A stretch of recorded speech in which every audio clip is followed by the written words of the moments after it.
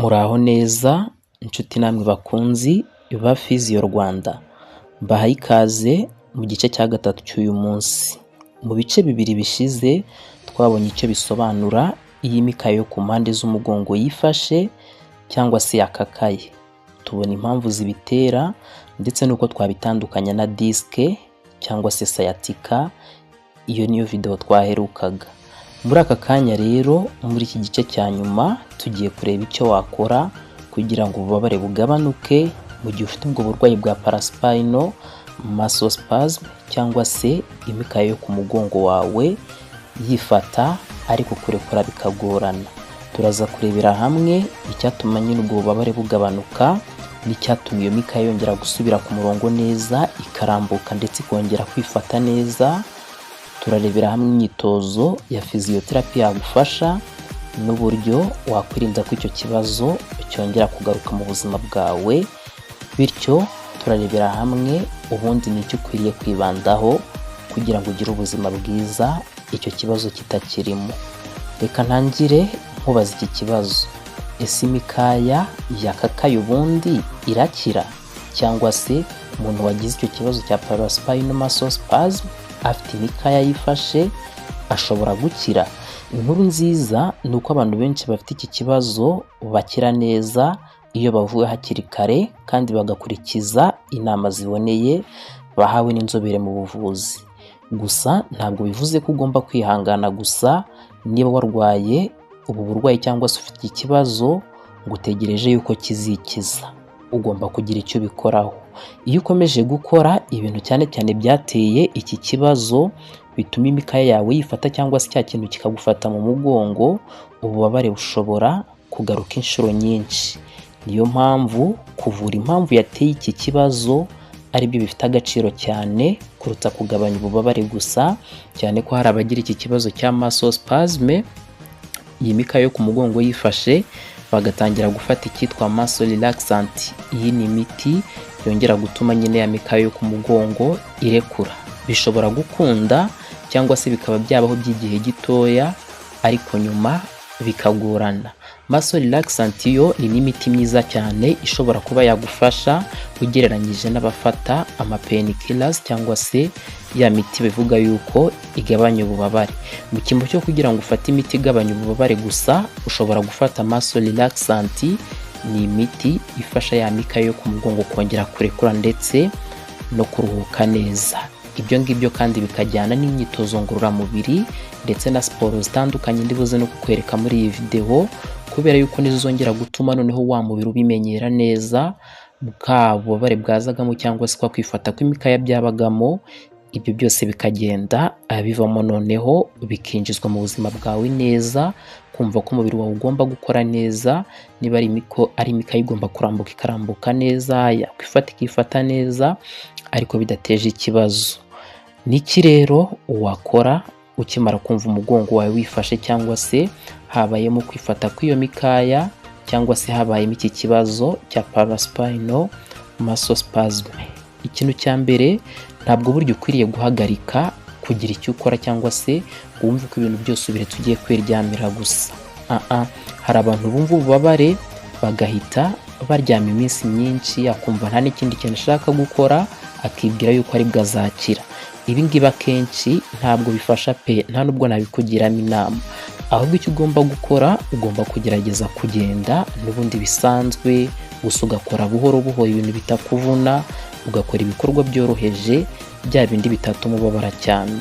Reka nkubwire ko iyo mvuze kugenda cyangwa se movement, imyitozo cyangwa se uburyo ushobora kunyeganyeza umugongo wawe, ibyo nibyo ubundi bituma amaraso ashobora kugera neza muri ya mikaya yo ku mugongo kandi bigafasha gukomera kwayo, bityo bikaba byatuma kwa gukomera kwayo byabagamo bigenda bigabanuka kuko amaraso aragira muri iyo mikaya, umubiri uri gukora neza. Ikindi kintu cya kabiri, uba ugomba kwirinda guterura ibintu biremereye. Ni kenshi mbivuga muri video zitandukanye za Physio Rwanda, niba ugiye guterura ikintu hasi biba byiza usutamye cyangwa se ugasa n'uhina amavi, aho kugira ngo uhite wunamisha umugongo uwuhine. Niyo mpamvu iki ngiki cyo ni ikintu kibanza uba ugomba kwitaho, kuko burya iyo wunamishije umugongo ugahita uwuhina hashobora kubamo gukomereka cyane cyane kuri aya magufwa yo hasi y'umugongo, ndetse na ya mikaya yawe ikaba yakururuka bidasanzwe, bikaba byakongerera bwa bubabare noneho watakaga mbere. Niyo mpamvu niba ugiye guterura ikintu hasi, manuka gatoya use nuhina mu mavi cyangwa se usutame, bityo niba ari ikintu ugiye guterura ugiterura ucyegereje umubiri wawe, ko bigufasha kugiterura cyoroshye, kandi nanone bigatuma wa mugongo wawe utagenda winyuranwamo ku buryo bushobora kuba bwawutera izindi ngaruka zitandukanye, zirimo no kongera ubwo bubabare bwa paraspinal muscle spasm. Ikindi kintu cya gatatu nakubwira ni ugukoresha ubushyuhe, cyane cyane kuri aho hantu hababaza ku mugongo.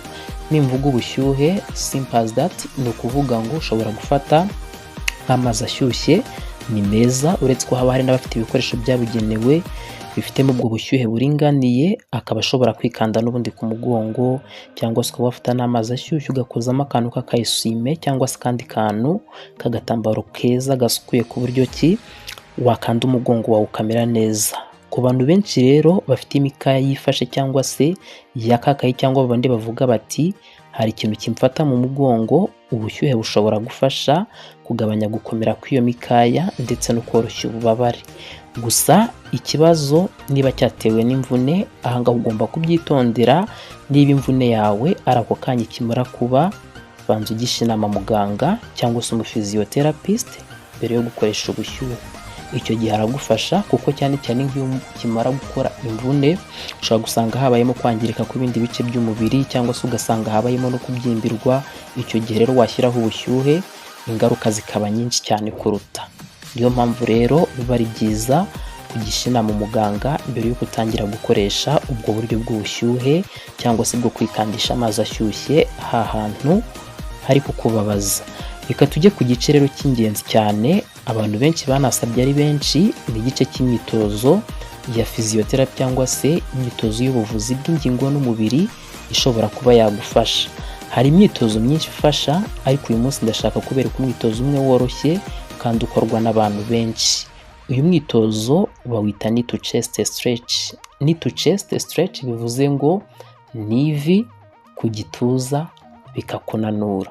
Ahangaha ni ukuvuga ngo uraryama bisanzwe, ukaryamira umugongo ahantu hawe hameze neza, bityo buhoro buhoro ukazamura ivi rimwe usa n'uryegereza ku gatuza, ukabijyana buhoro rwose utivuna utinaniza, ukagera aho wumva rwose utababara. Wamara kugera hahandi wumva ko wagezeyo, ukaguma muri uwo mwanya amasegonda 20 kugeza kuri 30. Ayo masegonda uyabara gutya, tuvuge 1, 2, 3 kugeza kuri 20, by'umwihariko ukaba wanakomeza ukageza ku masegonda 30 mu gihe wumva utabangamiwe, cyangwa se mu gihe wumva utari kubabara.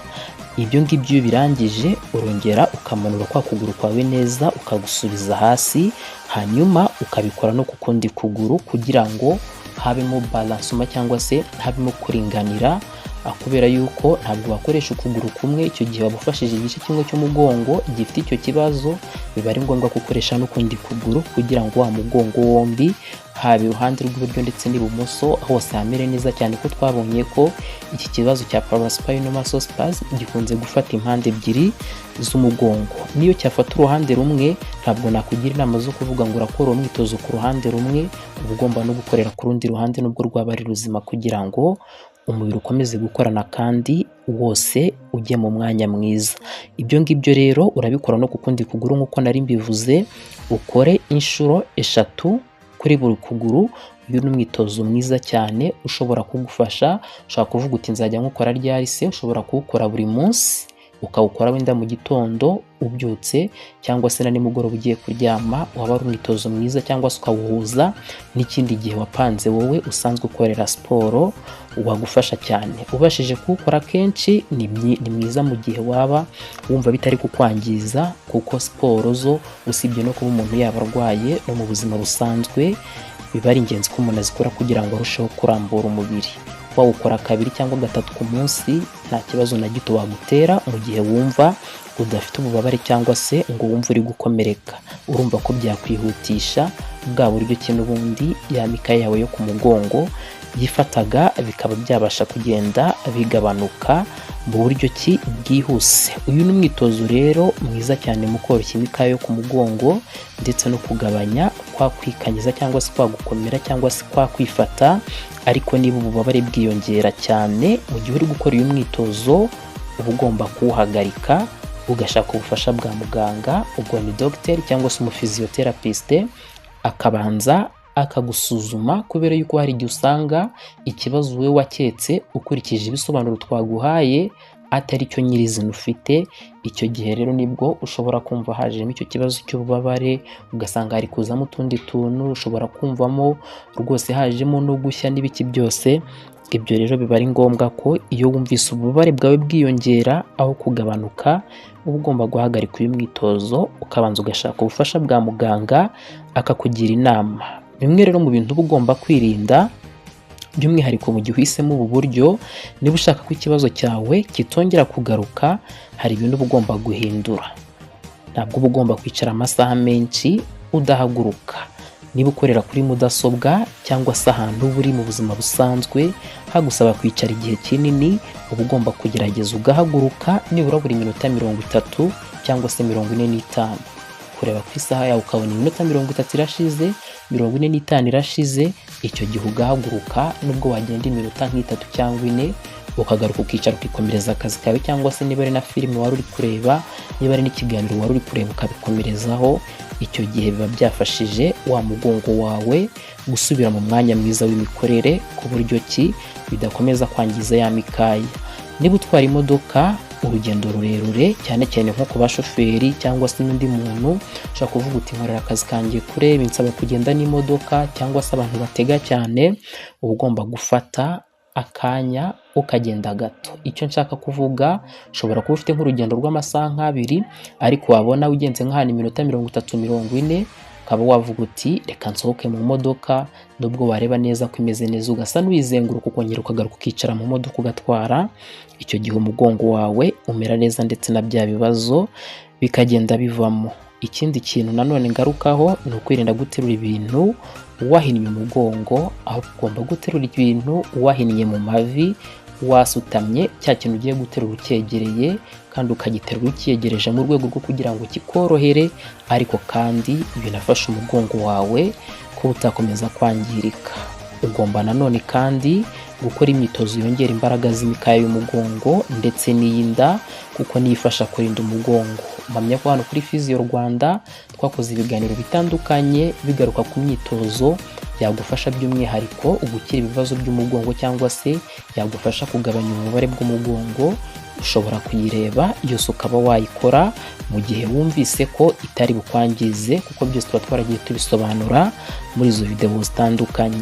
Ikindi nanone ugomba kugabanya stress cyangwa se imihangayiko, kuko nayo ishobora gutuma ya mikaya yawe cyangwa se izi nyama zo ku mugongo zihora zikakaye, zihora zifashe, ugasanga uhora utaka ngo ikintu kimfata mu mugongo, ariko ari ukubera ibibazo, ari ukubera imihangayiko.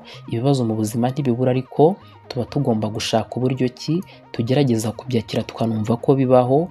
Ibibazo byazo ukagerageza gushaka ibisubizo kubikunda, ibidakunda nabyo ukagerageza gutoza ubwonko bwawe kubyakiraho kugira ngo bibe nk'umutwaro ukuremereye, kuko burya stress cyangwa se imihangayiko bikomeza kugenda bituma n'ibyo bice by'umubiri bikomeza kugenda byangirika cyangwa se bikifata, ari byo bikomeza kukuzahaza.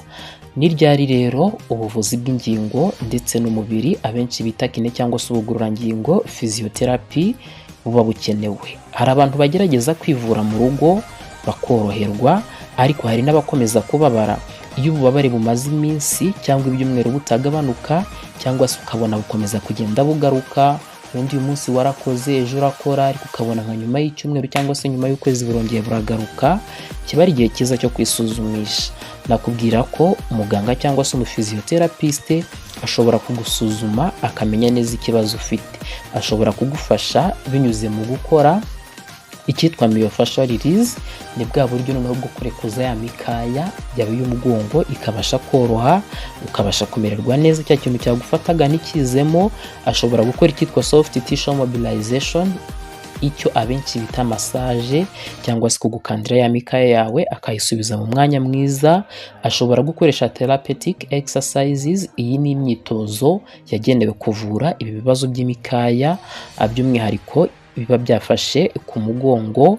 Ashobora gukoresha stretching program, ushobora gusanga utaka iyo mikaya yo ku mugongo ariko kuba nayo itagenda neza ari ikibazo cyatewe n'indi mikaya y'umubiri nayo ihora mu mwanya mubi, bigatuma nayo mikaya y'umugongo itabasha kugenda neza, cyane ko umubiri wose muri rusange ugirana networking cyangwa se ugirana imikoranire.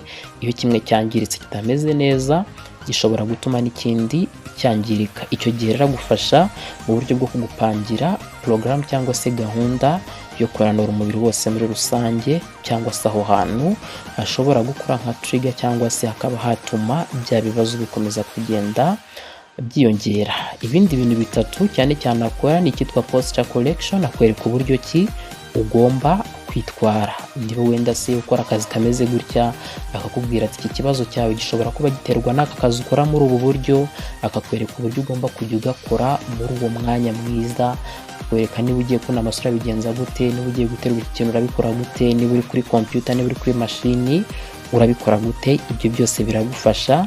Akanaguha icyitwa ergonomic advices. Ergonomic advices nazo ziragendana n'iyo bita posture correction, zo kukwereka uburyo ugomba kwitwara. Ariko muri ergonomic advices cyane cyane anagusobanurira uburyo cy'umubiri ukorana, akakwereka ko niba ugiye guterura ikintu ukiyegereje biraza gutuma kikorohera, bigatuma umubiri wawe uguma muri health, cyangwa se umubiri wawe ugoma umeze neza, uri mu mwanya mwiza. Ergonomic advices zo ni ingenzi cyane, meruka no kuzitangaho cyane ibiganiro, by'umwihariko ku biganiro by'abakozi bakora mu biri gihe kinini. Ndumva natanze ergonomic advices, natanze ergonomic advices cyane kandi ku bakozi bakora umwuga wo gusudira ndetse n'abakora akazi k'ubwubatsi. Izo video wajya kuri Physio Rwanda n'ubundi ukazireba, nubwo waba udakora ako kazi zishobora kuba zagufasha, kuko hari ibikorwa bitandukanye ushobora guhuriraho n'abakora ako kazi. Ikindi kinagufasha cya nyuma ni ukukwigisha uburyo bwo kwiyitaho, ukamenya ngo niba ngeze muri uyu mwanya ndabigenza nte, niba ngiye kuryama mfite iki kibazo ndaryama nte, niba ngiye kubyuka mfite iki kibazo ndabigenza nte. Navuga ko rero ibyo byose biragufasha. Urumva ko guhura na muganga biba ari iby'ibanze. Intego rero ntabwo ubundi biba ari ukugabanya ububabare gusa, ahubwo ni ukubuza ko ikibazo cyongera kugaruka.